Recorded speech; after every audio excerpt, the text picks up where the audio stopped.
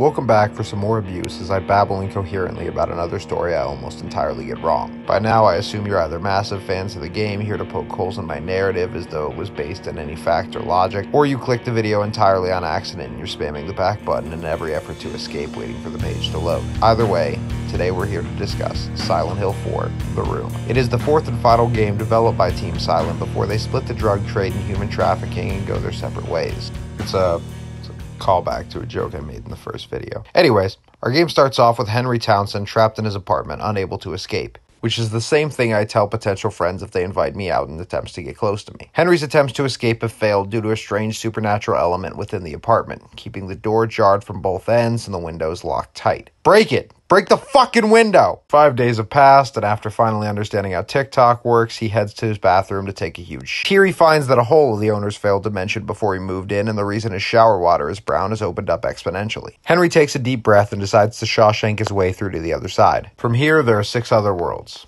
7 if you count room 302. But I don't. So for this video, I'm going to do something different by listing the worlds and briefly covering Henry's time inside. Subway World. Henry meets Cynthia Velasquez, a confused but flirtatious woman that looks suspiciously like J-Lo. She offers Henry a special favor, probably helping him defeat Morgoth the Omen King, lucky bastard, if he helps her escape, in which Henry kindly accepts. Soon after, they become separated, only to reunite one last time before Jenny from the block is killed off screen. She used to have a little, but now she's gotten got. We return home to find... Nope, door's still locked. Okay, Forest World. Here, Henry meets Jasper Geen. No, I don't believe he's related to Ed. Although, considering his mental instability, fair assumption. Despite looking like a discarded Guitar Hero background character, Jasper is quite knowledgeable about the forest, Wish House, and the stone. After meeting Jasper once again at the Wish House orphanage, Jasper tells Henry that he will give him something if Henry can find him a beverage. After returning with some chocolate milk from his fridge that Henry saved for this exact situation, Jasper gives Henry a spade. What the fuck am I going to do with this? Oh, it's for a key. Henry returns to Jasper once again. This time he finds Jasper burning alive. Isn't this nice? Just you and me sitting beside a warm fire. Oh wait, never mind. We return home once again and nope, still nothing. Wait. Nope, still nothing. Water Prison World. Here we meet Andrew DeSalva, a middle-aged... Oh, never mind, he's dead. It's gotta be uncomfortable waking up in the same clothes you wore into a paranormal world nights prior. Is it... Nope. Wait, what's this? Oh, what do we have here? It's Henry's neighbor Eileen's bedroom. There's nothing to see here that we haven't already Rule 34'd. Alright, moving on. Building World. I know it sounds like a cheap Lego movie replica, but let's just look past that for a moment. It's Richard Braintree, an irritable man and Henry's real-life neighbor. A handful of neighbors, including Richard, have been making note of Henry's absence since the beginning of the game because they'd prefer to gossip rather than try and seek help for the poor miserable bastard. I get a good feeling about this one, though. Richard's gonna make it to see a long, healthy... He's dead. Electrocution to be more specific, but whether drained of blood, overcooked, left to soak too long, or just a bit too crispy, they all share one common trait. None of them are acceptable to serve. Which is why we have 2 more victims on the chopping block. For those keeping count at home, you think we're at 4, but really, we're actually at 19. Exposition time! Throughout the game up to this point, Henry has been learning from a notorious serial killer by the name of Walter Sullivan. Abandoned at birth in room 302 South Ashfield Heights, Henry's apartment, he was found by the superintendent and eventually given a home at Wish House Orphanage, run by the Order. Walter, along with other orphans, were mistreated by staff, locked away, and forced to be indoctrinated into the Order. This is how Walter learned of the 21 Sacraments, a ritual he believed could bring his mother back to him.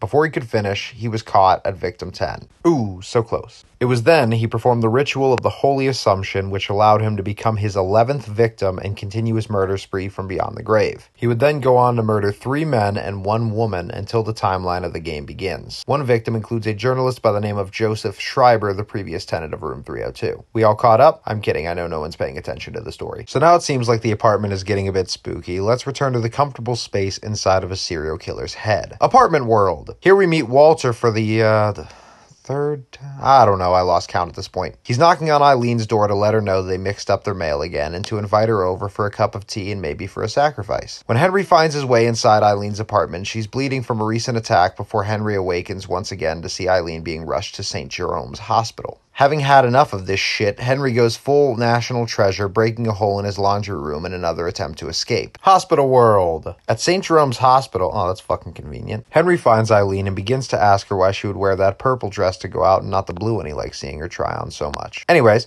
The two decide to make haste and leave the hospital world before Henry realizes that Eileen can't travel through or even see the fucking hole in the wall, so this whole damn thing turns into an escort mission. At some point backtracking, Walter and Eileen stumble upon a memory of Joseph Schreiber's in room 302 from the past. They speak with Joseph and he explains that they are his final victims, Eileen the Mother Reborn and Henry the Receiver of Wisdom. If Walter thinks his mother is the apartment but Eileen is the Mother Reborn, is that why we saw an apartment-sized Eileen earlier? Henry and Eileen explore the apartment building before entering the superintendent's office, only for Henry to begin having wild flashes of Walter in lacy lingerie that he thinks looks good on him before passing out. Eileen, not wanting to be responsible for calling the paramedics, decides to peace out. Henry awakes sometime later. With Eileen gone, Henry returns to room 302 only to find a hole into the abyss where Henry must finally face off against Walter in an attempt to save Eileen and himself. After this point, you will be greeted with one of 4 endings. I won't spoil them, but if you did enjoy, once again, please check out Nitro Rad and Grand Gaming Channel for a very detailed analysis of its story and the game mechanics. I'm going to take a bit of a break for now and cover some other videos or topics before returning to the Western world's equivalent of Silent Hill. If you did enjoy, please like, share, subscribe, and I hope to see you back here again for Silent Hill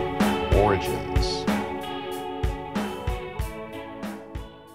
Don't be fooled by the shit that I talk. I'm still dead on the spot.